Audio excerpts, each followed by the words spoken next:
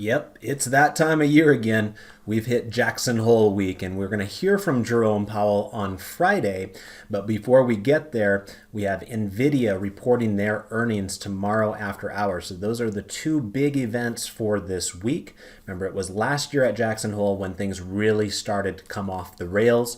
We're already starting to slip here and there, day after day in the market. So it's felt a little bit more uncomfortable here lately, especially with the interest rate sensitive areas of the market. So we'll talk about that from a sector perspective in tonight's video. I'll show you some of the rankings and the changes we've been seeing on the sector selector. We'll also have a chat about what's been going on from a macro perspective here lately. And then in our trade application example, I wanted to feature a stock that has a partnership with a CRISPR company that is holding up pretty nicely, clinging to its 30-day moving average, and I thought it would be a good example for a bull put spread. So with that, let's go ahead and get started. Welcome to the Market Outlook video presented by MarketScholars.com. I'm your host, Brandon Van Zee. First of all, if you're new, welcome aboard. Remember to go over to YouTube, click subscribe on our channel, then go down below into the description area. Make sure you're signed up for our email distribution list. So that way you can be notified whenever we post these videos. You'll also find at the bottom of those emails which stocks are giving you overbought and oversold cluster signals within the S&P 500. And you've probably noticed there's been a lot of oversold cluster signals here with recent selling.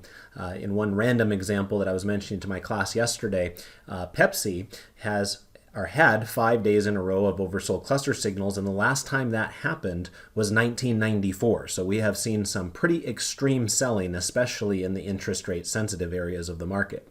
Anyway, we hope you also will find us over at X, formerly known as Twitter.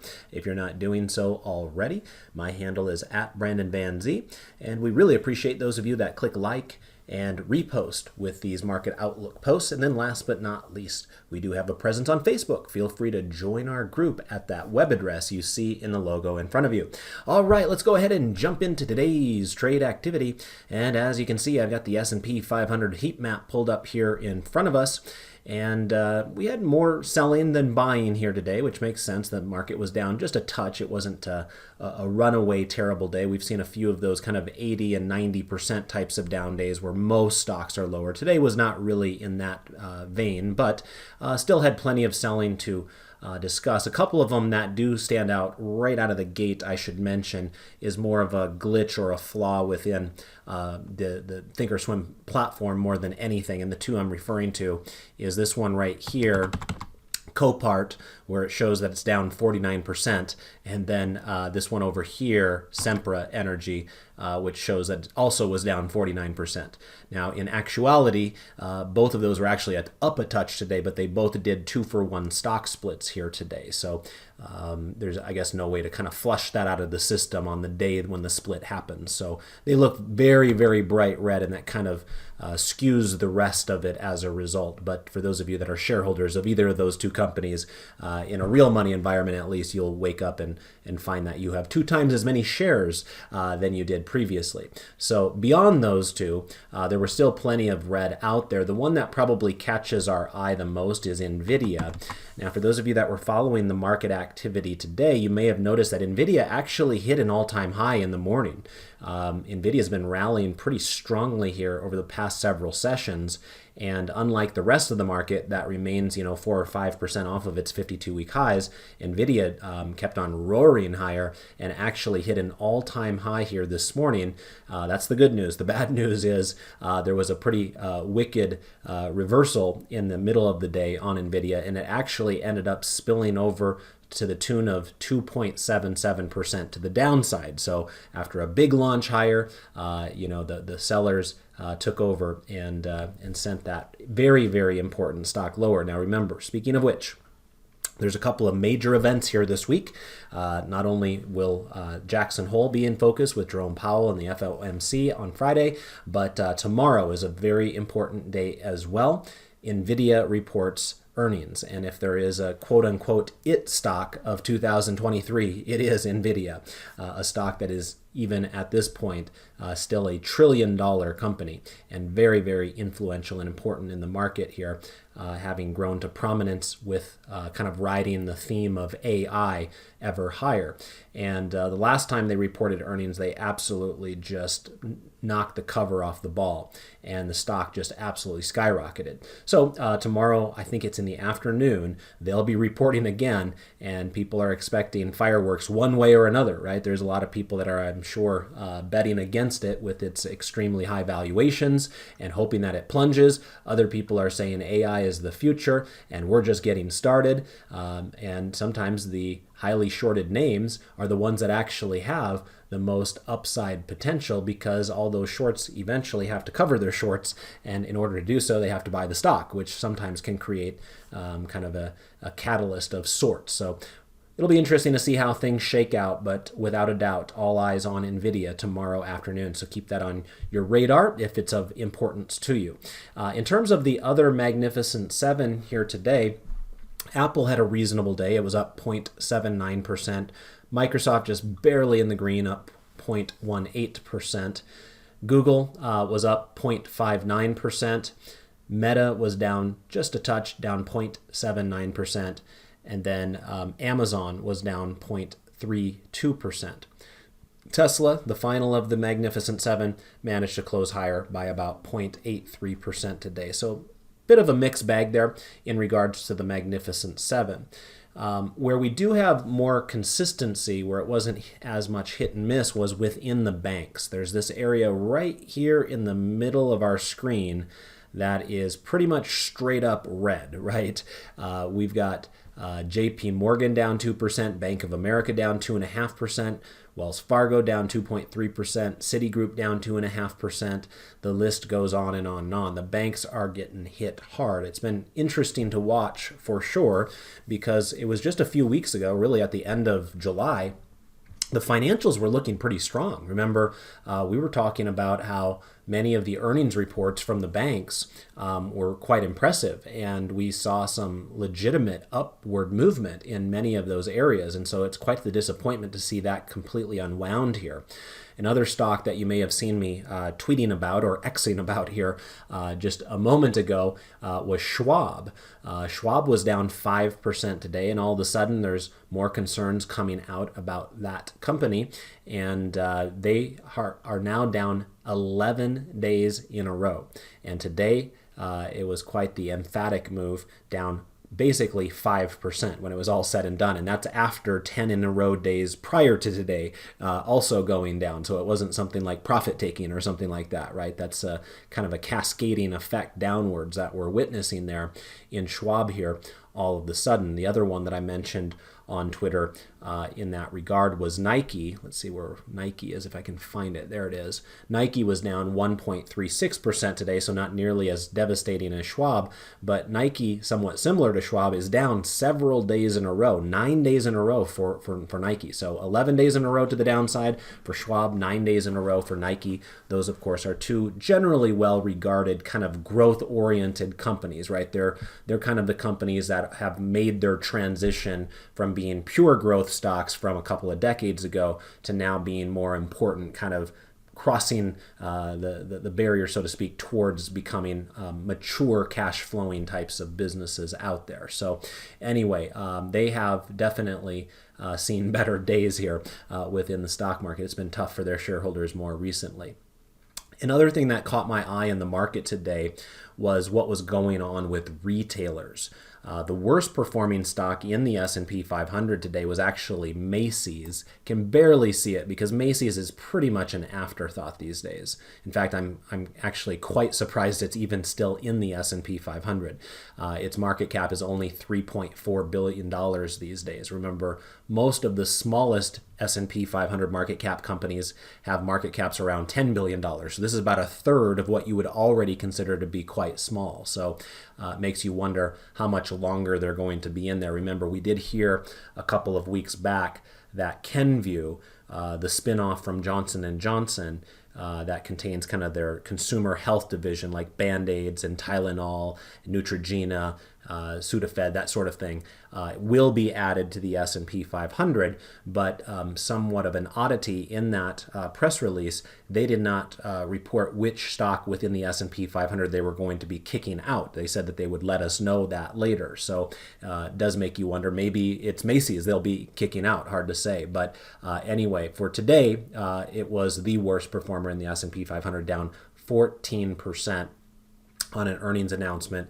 And that really spilled over into a number of other retailers as well. Dick's Sporting Good is not part of the S&P 500, but it was down even worse. It was down like 23%, something like that. When I was looking at the 9 at 9 this morning, let me just pop over here real quick and show you, because sometimes this is helpful. Remember, the 9 at 9 is available for all of you for free every morning at 9 a.m. Eastern Time. You can also find it when I post it on Twitter/X if you prefer there. But sometimes it can kind of give you a nice heads up as to what we're expecting out of the day, because this is posted a half an hour before the stock market opens, and we'll show you which stocks are moving the most in the pre-market. And you can see that Dick's Sporting Goods was down 19% in the pre-market. It ended up closing lower by over 20% in the normal session. Macy's was down 7% in the pre-market, and it closed down by 13% in the normal session. And then that kind of set the path for a lot of the others on the downside of the market. Notice that Nordstrom was in there, another retailer. Notice that Kohl's was in there, another retailer. Notice that Abercrombie was in there, another retailer. Notice that Dillard's was in there, another retailer. Notice that Foot Locker was in there, another retailer. And not to be outdone, Gap was also in there, another retailer. So on the downside of the 9 at 9 today, we basically had just one company that was not a retailer, and that was Zimmer Biomet, a healthcare company. So anyway, we kind of knew from the get-go that we were going to end up having a pretty lousy day in retail land today. By the way, there was one retailer that was managing to buck the trend in that regard, and you can see up here Lowe's had a very strong day. Their stock also reported earnings today, but the market treated it much more kindly, as that dividend king was up about 4% here today when it was all said and done.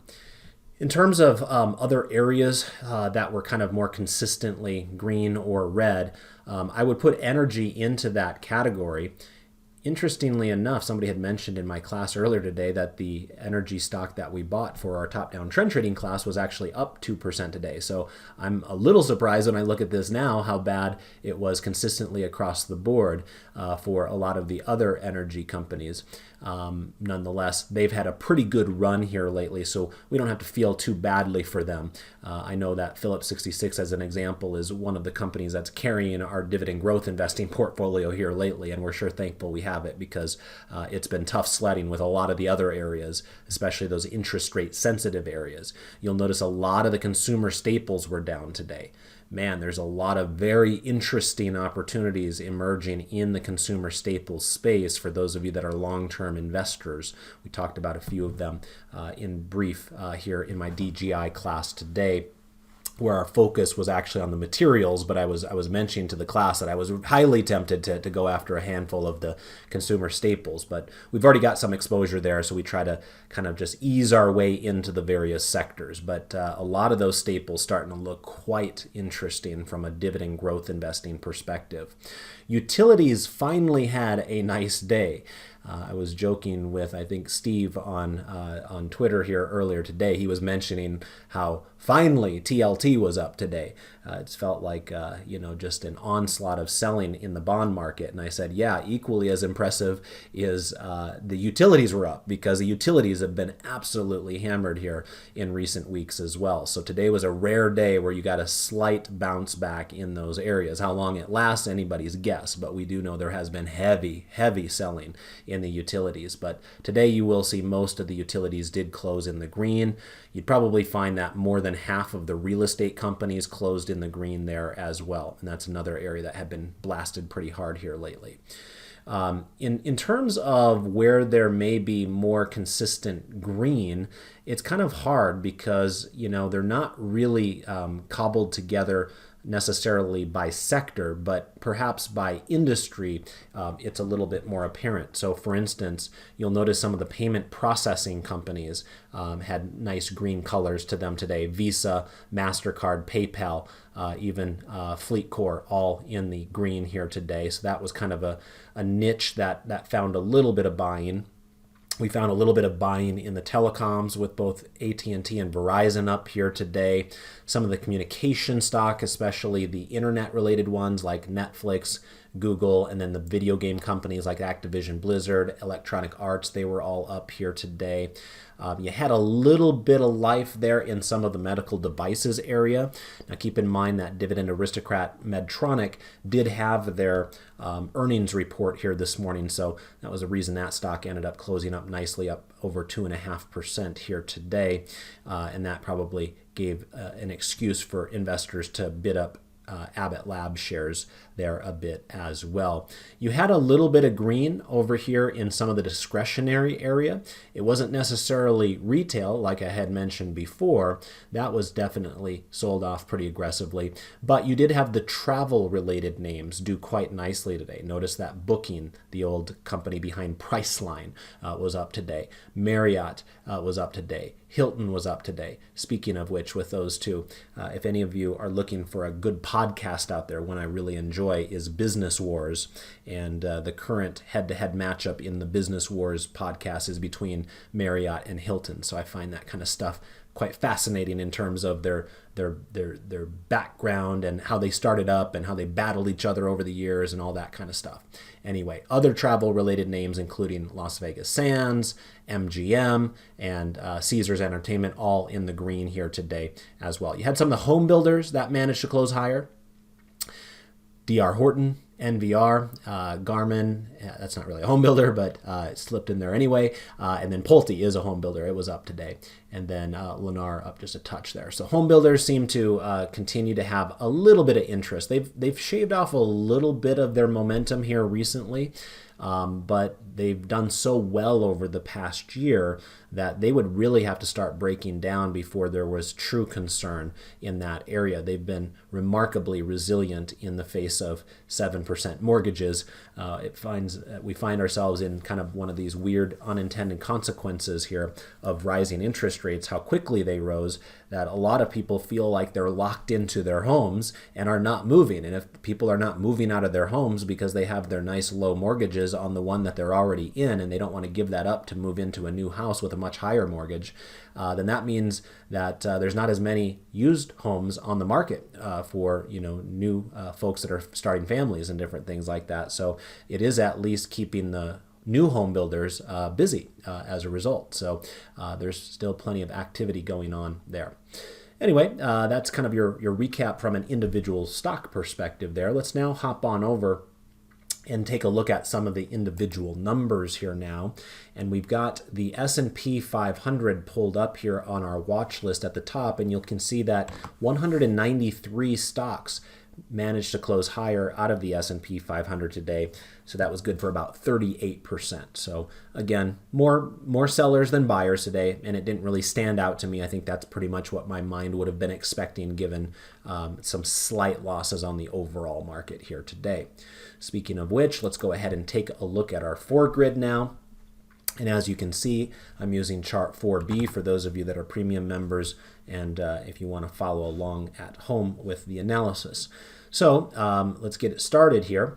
The S&P 500 is in the upper left. You can see it was down 0.28% today, so not a huge sell-off, but still I would say it's probably more of a disappointment than anything. And the reason for that is things looked quite bright in the morning, right? We had this little 2-day rally that we were trying to kick off here. Actually, this one wasn't actually an up day, but we closed near the high of the session, so it kind of felt like there was some pent-up buying a couple of days ago that did then follow through yesterday. And at the bell, the opening bell here this morning, it seemed like we were going to follow through yet again.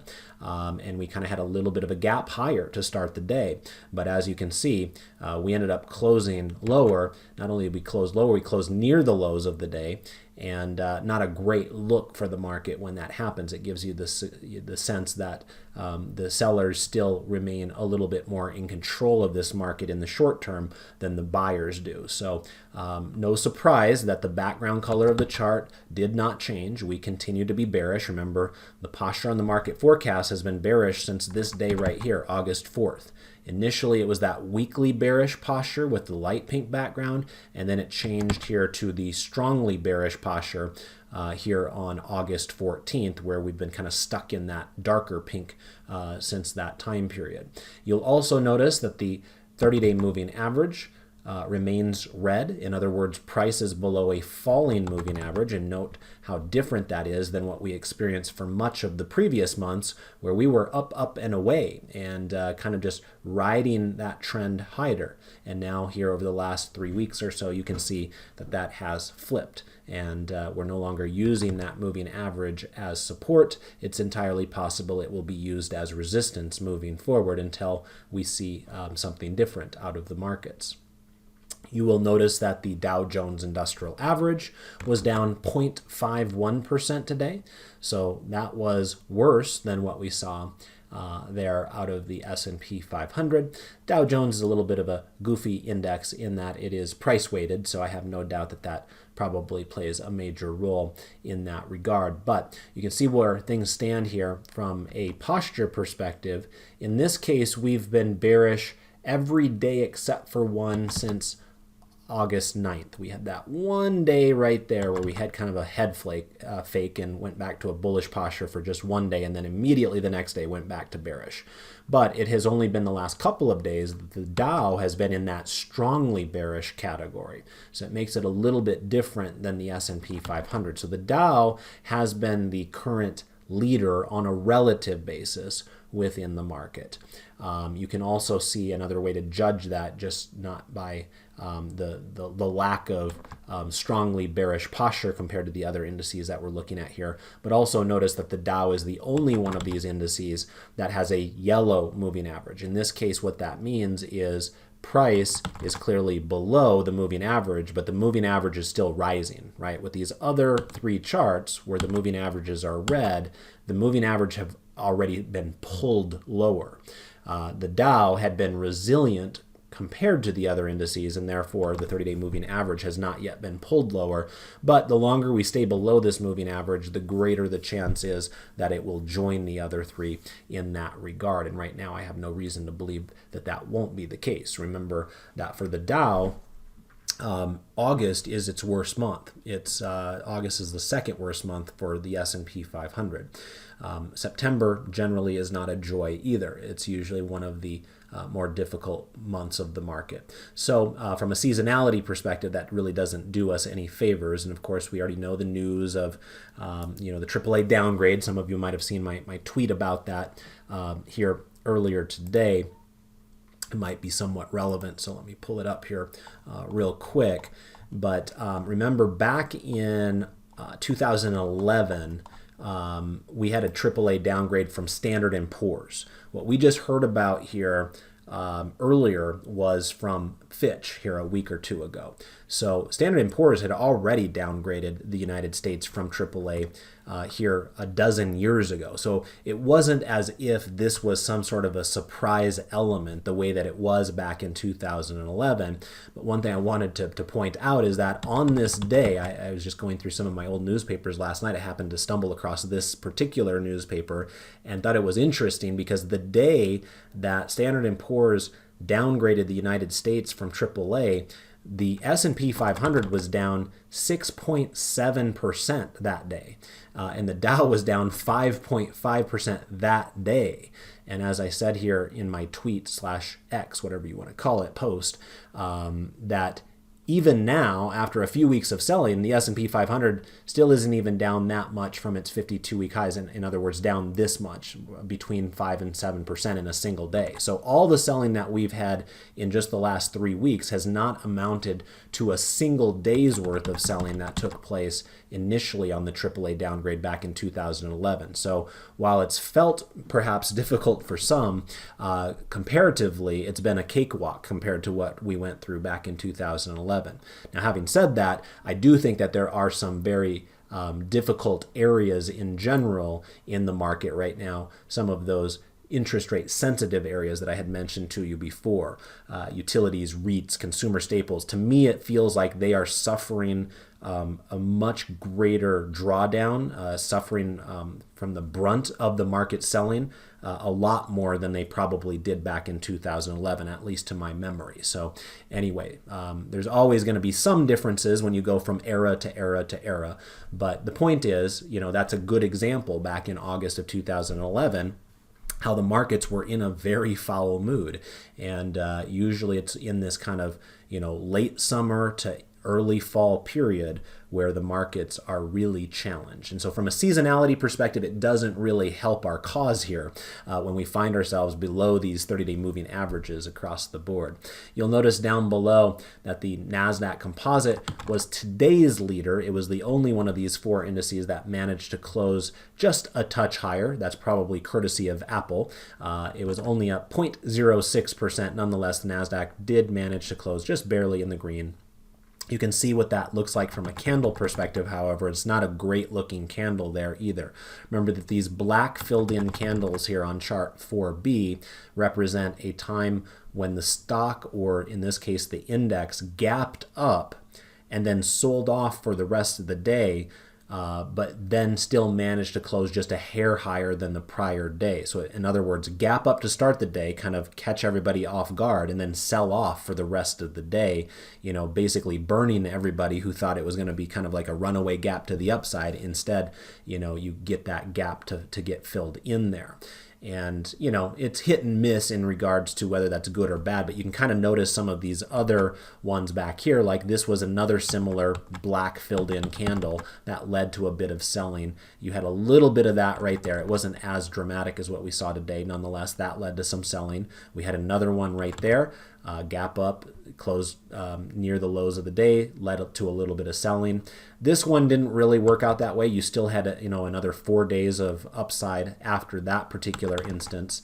This one back here, you did have a sell-off the very next day. So, in general, when we look at it, at least anecdotally from the last 3 months here, when we have these types of candles, it really doesn't portend too many good things on the horizon. We'll see if this time is different or not. And again, a lot of it is just going to simply come down to how does the market react to NVIDIA's earnings tomorrow night, and then how does the market react to Jerome Powell's comments live from Jackson Hole on Friday. And remember, that will be when the stock market is open on that one. NVIDIA, when they report their earnings, will be when the stock market is already closed in the after-hours session.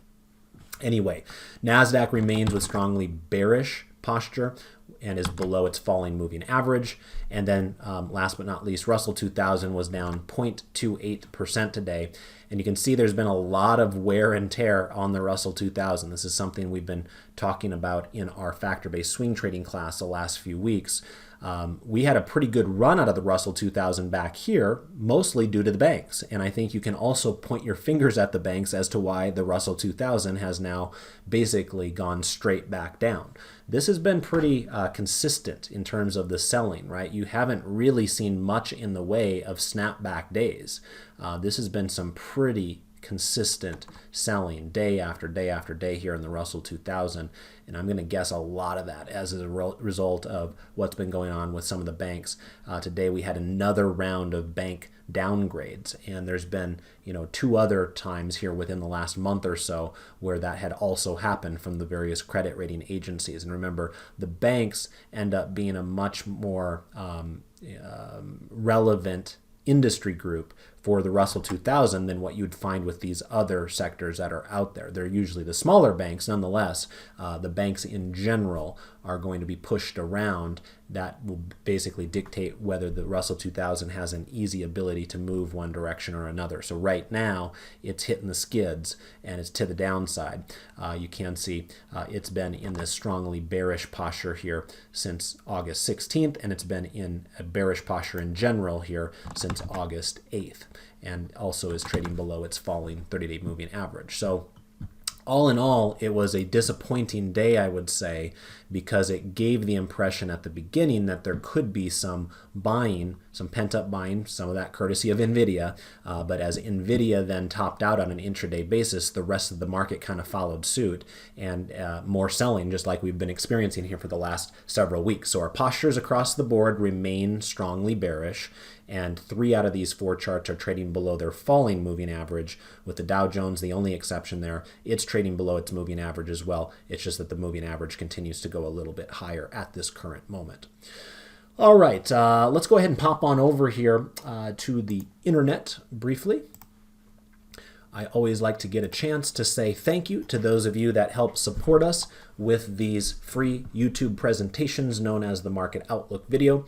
As I always say, the best way to say thanks for us to spend our time on these videos is to do one simple thing. Click like for us there on Twitter. And anytime we're up and over 100 likes, I'm happy to give you a full hour's worth of my time, which is why we're already past our 15-minute mark here at the moment, and we'll have plenty of additional analysis coming for the rest of this video. So if you enjoy these longer form videos, then you'll want to get in the habit of clicking like for us there. If we're up and over 100, happy to do it. If we're under 100, then we'll keep it nice and short for you, only a 15-minute session. So today is one of those where you guys stepped up to the plate. I appreciate all 112 of you that took the 5 seconds out of your day there to click like for us. Remember, you can find the tweet in question pinned to the top of our timeline. David does this as well. Otherwise, if you're on our website, you can, and watching the video there, you can click the little Twitter widget directly below the video player on our website. You can also find the tweet in question in the little Twitter icon on our emails that we send you guys that are on the email distribution list. And for those of you that watch these videos directly on YouTube, remember you can find the link to the tweet in question in the description area of the YouTube video itself. So 4 different ways, whichever of those ways is the most convenient for you, they all end up in the same place. So thank you for those of you that make that a habit of yours every time you watch the video. It means a lot to us. Thank you so much. Let's do some shout outs. Thank you to Thomas and to Trunk and Claire and David and Robbie and John and Jim and Ayakipa and Nick and Adrian and Barry and Brian and Lucius and Randy and David and Keola and Teresa and Ray and Neil and Ken and Dave and Jim, William, Rich, Ken, Leah, Pam, Joel, Curdy, Carl, Steve, Ash, Linda, Jean, Dennis, Vishal, and Jean and Victoria. I can't get to all of you, but I appreciate all of you. So thank you so much. I hope every so often you get to hear your name mentioned there as being one of our proud supporters of Market Scholars. So keep up the great work there. It means a lot to us. Let's also have a quick little chat since we're over here on the internet about the sector selector. Remember that I put this together on Friday nights. This last Friday, it was very late. In fact, it was after midnight, I believe, my time here in the Mountain Time Zone. So most of you probably would not have seen it until Saturday morning. Nonetheless, we use this for our Monday morning top-down trend trading class to help guide us with decisions. We use this in conjunction, by the way, with another one of the tools called the Stock Selector tool, where we kind of use a breakdown on not just which stocks are outperforming others, but what industries are outperforming others, and then this tool is used to determine which sectors are outperforming others. Now, a quick reminder that this sector selector is based upon an equal weighted system. It is not based upon a market cap weighted system. So that can sometimes have some slight differences here and there. But in general, gives us a good idea as far as where money is rotating towards. And as you can see here, one thing really stands out, and that is the financials financials really took a tumble in the week-over-week rankings. Last week they were ranked 4th. This week they're ranked 8th.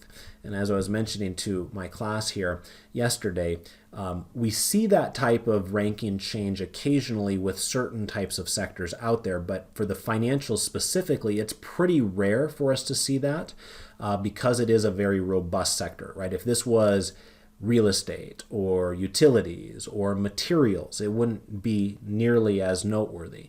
But the financials are a very robust group of companies, not just from a components perspective in total numbers, but also from a market cap perspective. You have some heft behind there with big names like JP Morgan and Berkshire Hathaway and Wells Fargo and BlackRock and all those companies. So anyway, financials are a very important sector to the overall stock market, and they have been getting hit here lately. A massive drop there, and a lot of it is, as what I mentioned to you earlier, we've been hearing several instances lately of the credit rating agencies coming out and downgrading the credit ratings of a lot of the major banks, and also mid-cap and smaller banks as well. So banks across the board are getting downgraded. And that's put some selling pressure into the share prices of those companies as well. So that has been a disappointment. I was really hoping that when we saw this move from the financials here in July, remember this would have been right after JP Morgan and Citigroup and all those reported their earnings, we actually saw some really strong price activity. And that was then reflected in the rankings of the financial sector here. But sadly, that was given up. And now we're dealing with, like I mentioned earlier, with like Schwab as one example, down 11 days in a row. That's going to do some damage to the sector. So anyway, with financials falling as much as they did, it allowed some of those middle rankings to kind of pop a little bit higher on a relative basis. So materials made their way up 1 notch, communication services made their way up 2 notches, and healthcare made their way up 1 notch. Otherwise, the bookends stayed exactly the same. Rankings 1, 2, and 3, energy, industrials, technology, were exactly the same as the prior week, and the 3 on the bottom, staples, real estate, and utilities, remained exactly the worst 3 out there as well. A lot of those, as I mentioned before, are those interest rate sensitive areas of the market. Okay, so anyway, that's where things are settled out here currently with the sector selector. Let's go ahead and pop back on over here now to the paper money account. Let's do some 12 grid analysis. It's been a while since we've looked at that. So there's been some important movements. Let's take a look here at chart 5A to get us started. And this will be the asset class 12 grid. And all of a sudden, as this pops up, I had flashbacks to 2022, and those are usually not good flashbacks for those of you that were investing last year. Of course, a very difficult year. Reason I say that is because remember how often we got to this portion of the video last year, and on this 12 grid setup, it was the bottom 2 corners that were green and everything else was red. And here we are once again dealing with the same difficulties here. And the bottom 2 corners are in the lower left-hand corner, we have the US dollar. In the lower right-hand corner, we have the 10-year US Treasury yield. And typically when they are doing well, it makes it more difficult for the rest of the financial markets to perform adequately. In the case of Treasury yields, that should be fairly obvious, right? Most companies in the United States are not debt-free. When you are borrowing money in order to run your business, you would like to see lower interest rates, not higher interest rates for obvious reasons. And that includes all of the debt that needs to get rolled over and refinanced along the way. And so this will have a situation where it will end up pinching profit potential, and then of course that will then lead to smaller dividend payments and different things like that. So we don't really like to see when interest rates go up. It basically slows down the economy. And really, for a lot of intents and purposes, that's exactly what Jerome Powell wants, right? We are going through a high inflationary environment right now, post-COVID, with all that stimulus money and all that kind of stuff that we enjoyed for a couple of years there. Now we got to pay the price for it. that price is inflation. And Jerome Powell has had been on a vendetta there against that inflation here for the better part of the last, let's call it, year and a half or so. But as interest rates keep going higher and keep going higher, we need to see the economy slow down. And we're probably seeing some examples of that out there, but it hasn't had the economy come screeching to a halt yet. We still have plenty of people that are traveling all across the globe, spending as much money as they can. We have a very strong employment market right now. So I don't know if it's gone exactly the way that Jerome Powell would have wanted it to. Nonetheless, at least he hasn't broken anything yet, right? That's always the fear as well, where you can take things a little bit too far and have those unintended consequences. But point is, generally speaking, when rates are going higher, it does provide some headwinds to a lot of the other areas of the economy to outperform, and that seems to be where we find ourselves right now. Today, we had a little bit of a stalling out in interest rates. Now, you'll notice that we're still basically at the highest levels on interest rates since 2007. We're talking about a long time here, right? More than a decade ago was the last time we saw the 10-year Treasury yield at a 4.32% yield. So the only time it was higher was yesterday. So that's basically how close we are to like 14, 15-year highs, whatever that is. And so it's been a long time. And we haven't been used to this, right? We've been used to like near zero interest rates, not 4.3% interest rates. And for those that are newer to the world of investing, that might not seem like a big deal, but I can assure you it is. It has an amplifier effect that is extreme across the entire economy. So it's becoming more and more of a concern as we move on. And naturally, when interest rates go up, the inverse of that is bond prices go down. And you can see here TLT was up today. So like I mentioned before, we were joking like we didn't even know that was possible. What? Utilities can go up? Long-term bonds can go up? What is this magic here, right? But all jokes aside, it has been ugly. Take a look at that move with TLT. It has just been cascading lower and lower and lower for several weeks at this point. So today was a rare day where bonds were up, but we are still in the midst of a heavy drawdown there with lower highs and lower lows, a strongly bearish posture, and a red moving average. Same thing can be said with the other bond categories, although not quite as extreme as the long-term treasuries. So today we saw foreign bonds and high-yield bonds also up a skosh, but both of them still remain below their falling moving averages with strongly bearish postures there. You'll notice that the chart that I had mentioned before in the bottom left corner is the US dollar. And it also provides headwinds to the rest of the market more times than not when it is strong. All else being equal, strange as it sounds, we probably prefer a weaker dollar. Now, of course, if you are planning a big overseas vacation and you're a U.S. citizen, then perhaps you kind of like the strong U.S. dollar. But in most other instances, especially from an investing perspective, you would prefer to see the U.S. dollar weaken. It makes the ability for commodity plays to go up much, much easier. It also makes the ability for multinationals, which we have tons of them here in the United States, right? Your Coca-Colas, your McDonald's, your Johnson & Johnson's, all those are multinational companies. It makes their job of outperforming a little bit easier. And of course, it makes the job of direct foreign investments a lot easier when the US dollar is weak. The problem is the US dollar is not weak. The US dollar is very strong right now. You can see it's at a 3-month high here as we speak. So that has been another headwind for this market here more recently. You can see what it's done directly to gold. Gold has just completely fallen out of bed here. It did have a number of oversold cluster signals, and we have had 3 days in a row of buying, although that has not been very aggressive buying. So you'd like to think that after this beatdown that gold has had, that any sort of a snapback would be more aggressive than the 3 days that we saw right here. But who knows? Maybe that's still on the horizon for us. But after 4 days in a row of oversold cluster signals, we have had a slight bounce. Today it was up 0.16%, but we still remain with strongly bearish posture, still below a falling moving average. Oil has held up much better than gold has.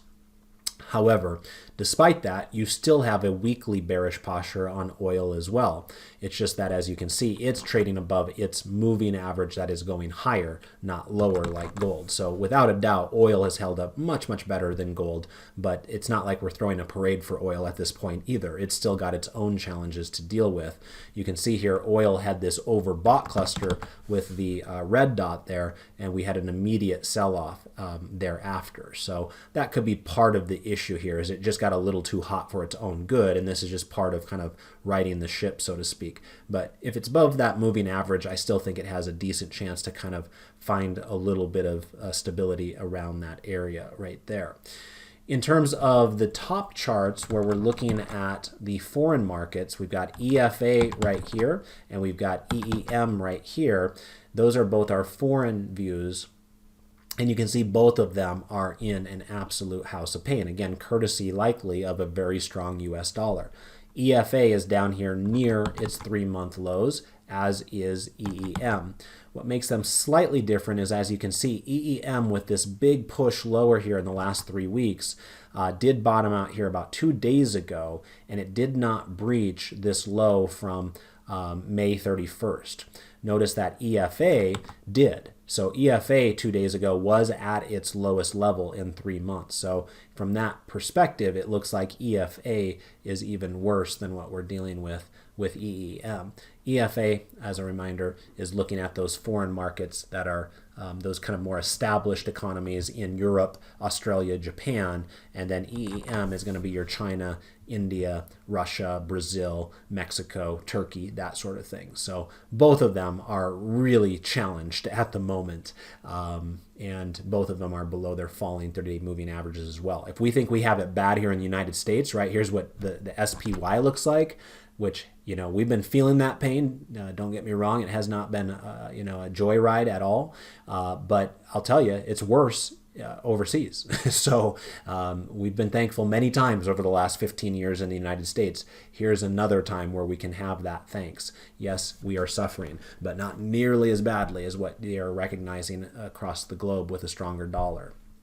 You can see that preferred stocks have been getting hammered here lately as well. Remember, preferred stocks oftentimes act like bonds, so that is not a huge surprise. With interest rates going up, bond prices coming down, preferred prices also coming down. But like those bond charts that have a lot of those little green dots showing up, preferred stocks also had that in the last couple of days. And also remember that many of the preferred issuers are in the financial sector. So you kind of have a double whammy there. You have a overall product of preferred stocks that act like bonds that are very out of favor right now because of rising interest rates. And then you have the double whammy because you also have many of the issuers within the preferred stock market come from the financial sector, which, as we saw here a moment ago on the sector selector, financials have been getting crushed lately, right? Dropping very, very quickly. So, you know, there is you know, that possibility that now that things have gotten to such extreme levels with the selling, we're due for a little bit of a rally, but doesn't mean that the trend will change. It just means that things have gone a little bit too far, too fast to the downside. So we'll keep our eye on that. Another thing to be aware of is Bitcoin really is challenged here more recently.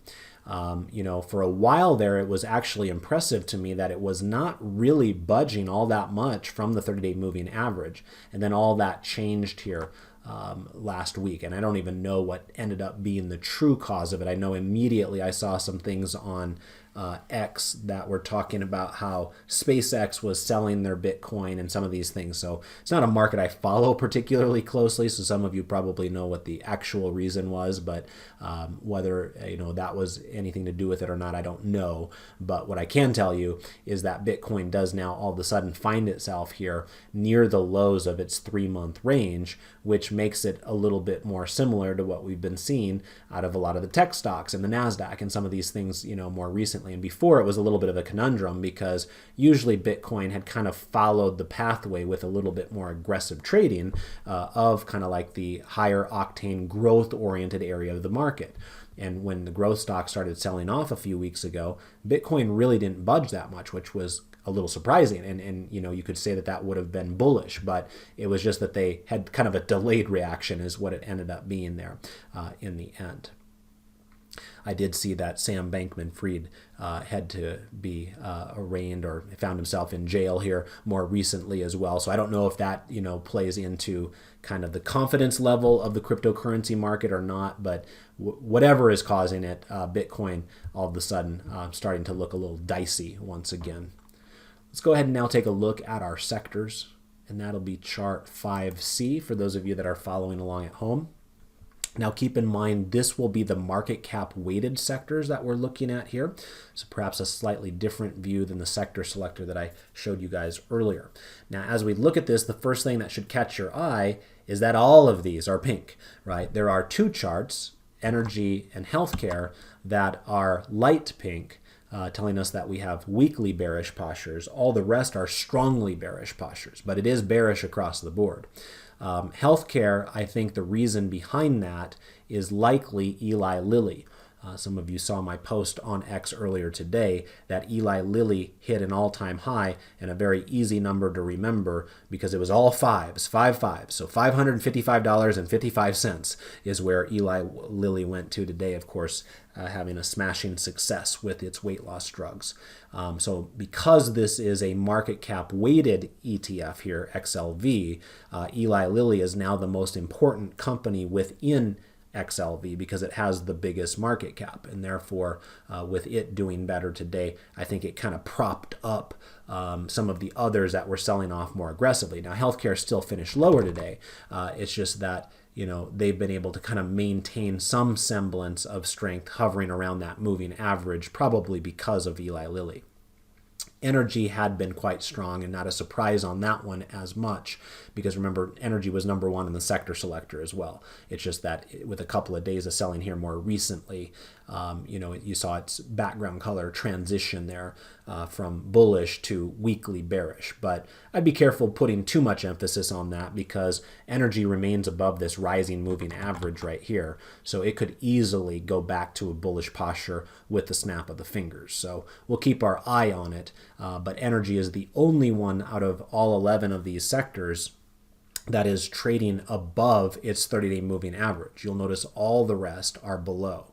Healthcare at least has a rising moving average still, so that's why healthcare has the yellow moving average, so it's trading below it, but it's still rising. All of the other charts have not just price action below the moving averages, but the moving averages have been bent lower. Some of them have been more recent. So for instance, just today we saw communications bend that moving average lower. Just today we saw financials bend that moving average lower. And it was just yesterday that the industrials bent it lower. So, some of them have been more recent phenomenons nonetheless. That just goes to show you how aggressive the selling has been lately, that there really hasn't been much in the way of areas that you can avoid some of that pain. Really, it's been energy has been the one area that if you've had some exposure there, you've probably held up a little bit better than people that have zero exposure to energy, right? So that's kind of the mindset there. In terms of who today's winners and losers were, real estate was the best performer, up 0.31%. Utilities were right behind it, up 0.29%. So again, like we showed you there a second ago on the asset class 12 grid, today was a rare day where interest rates didn't go up. Today was a day where they went down just a little bit, providing a little bit of an excuse for these interest rate sensitive areas of the utilities and REITs to catch a little bit of a bid. But again, I'll say the same thing that I mentioned on gold. If this is the rally we're going to get out of utilities and REITs, I don't know. There's some challenges in front of us because you'd expect after this aggressive selling, and look at how bad it's been in the utilities. I mean, these things have gone straight down. You'd like to think that there's a more aggressive snapback than just a whimper of a 0.29% increase. So we'll see if that's in store for the future or not.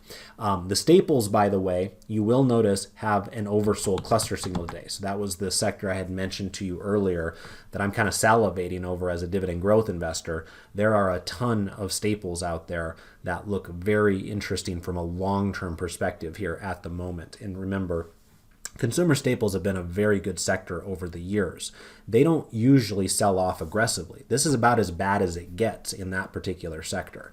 Doesn't mean that it can't get worse because, of course, the future is unknowable. But what it does mean is that this is a fairly rare moment in time for some of the highest quality companies on the planet, at least from my perspective when I look at it through the lens of how business models can increase dividends year in and year out for decades. That's where you're going to find a number of those consumer staples. So anyway, there could be some really interesting longer term opportunities there in the consumer staples. You can see that the last time that they had oversold cluster signals were back here in May, and we did have a rally pretty much right after we got those back-to-back cluster signals right there. You had basically a week where it kind of stalled out sideways, and then it started taking off. So, we might be getting a little bit closer here to a shorter term reversion to the mean type of a move out of the consumer staples as well. So keep your eye on that possibility there. In terms of who the worst performing sector was today, it looks like it would have been the financials. Yes, they were down 0.94% here today. And again, heavy selling, especially in those banks. And then you can throw Charles Schwab in there for good measure as well. So you can see what that candle looks like right there. Not only is Schwab down 11 days in a row. Let me maximize this here real quick. So here's what Schwab looks like. And there's your 11 days in a row to the downside on Schwab. But even just looking at XLF, the main sector ETF for the financials, it's down 1, 2, 3, 4, 5, 6, 7 days in a row for this, somewhat diversified and broad-based sector, ETF right here. So it's been pretty ugly, and it's happened very quickly with those financials. All right, let's go ahead and now get into our trade application example.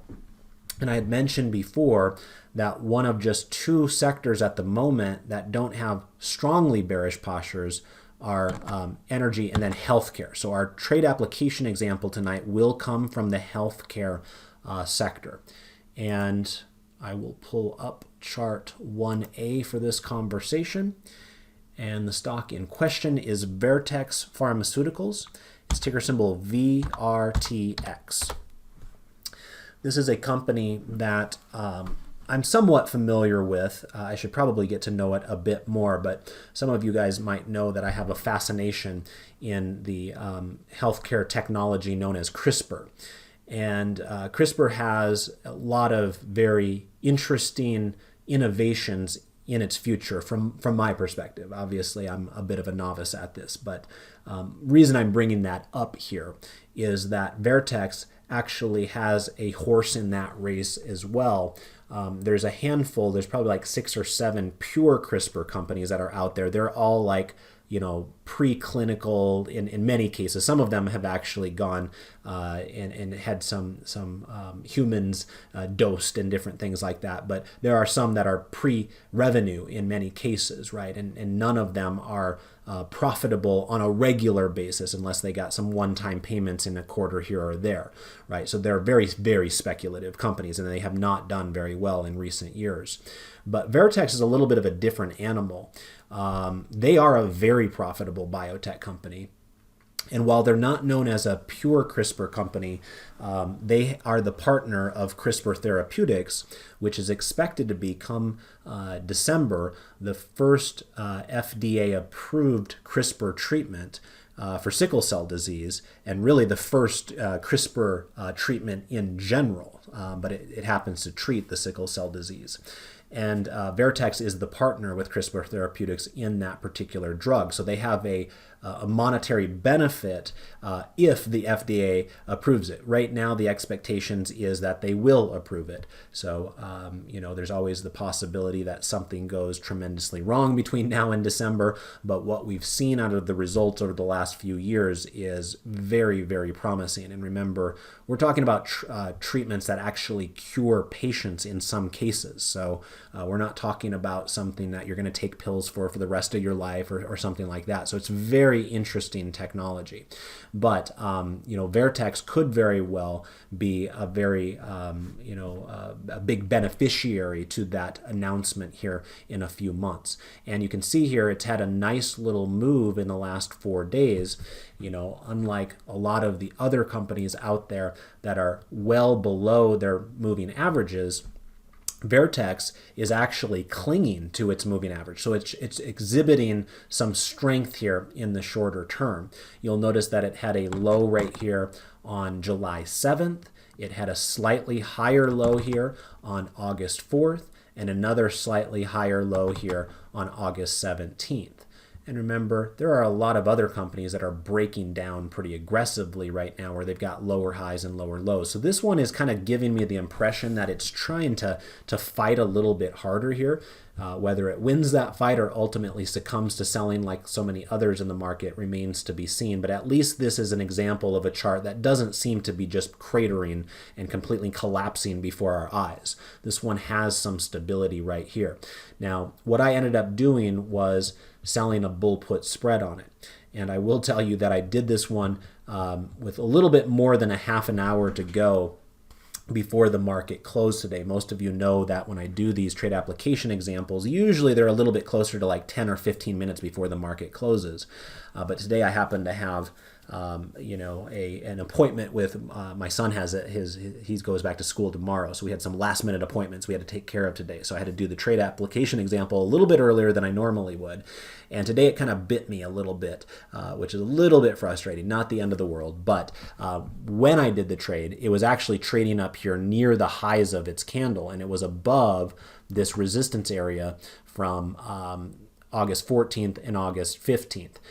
In the final half hour of the day, wouldn't you know, the sellers did come in and push the stock back down. So it actually ended up closing a little bit below its rising moving average. That was not the case when I placed the trade. That was a green moving average, but it did end the day yellow, and it did end the day a little bit lower than the high levels of those two candles there as well. So admittedly, it doesn't look quite as interesting at this exact moment as it did when I placed the trade, but that's kind of the whole point of doing application-based education, right? We can't have just perfect textbook examples because we have to deal with the aggravations and the difficulties and the challenges of the market, just like all of you guys have to as well, and we'll just never know there. But what I ended up doing was selling a bear put spread.